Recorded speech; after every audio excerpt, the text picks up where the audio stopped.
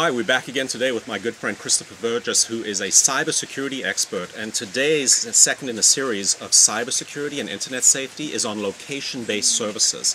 Essentially, with a location-based service, you're able to broadcast your location and maybe receive offers from retailers and engage in social media in real time. And certainly these apps were developed with good intention. But I wanted Christopher today to discuss some of the upside of location-based services, but definitely some of the downsides and the intended use by people who have nefarious intent that we may not think about with regard to our personal safety. Christopher, good to have you again. Well, thank you so much, Larry, for having me here. And you're absolutely right.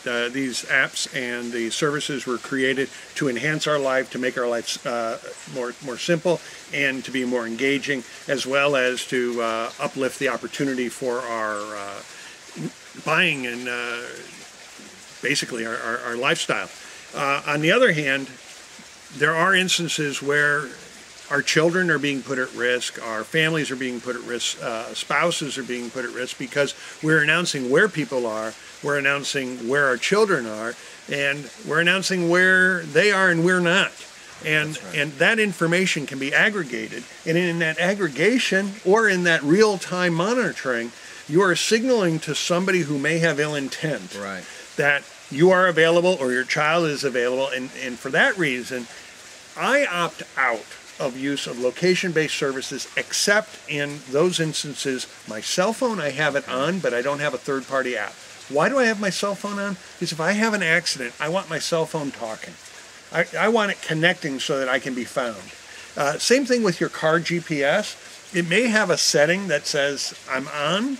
On the other hand, it may have a setting that shares your location. You need to go into those settings and make sure you opt out of all of the optional. And in opting out, that should be your baseline. You should opt out and then only opt in selectively. Okay.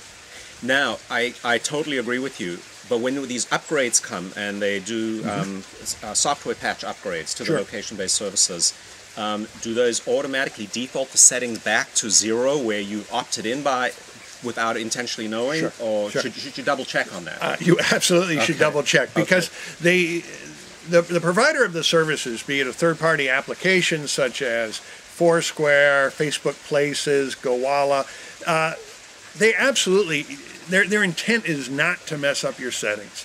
But when they upgrade their services, they may not have taken into account all the iterations. They tried their best. And so I recommend you always go back after you upgrade the software, after you upgrade the services, go back in and make sure the settings are at your comfort level, not necessarily the general comfort level that they have decided in offering up the product.